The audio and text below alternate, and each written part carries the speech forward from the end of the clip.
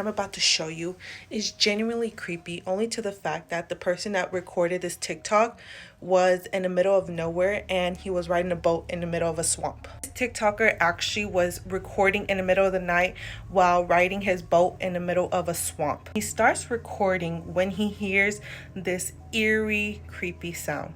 Watch this and let me know what you guys think down below.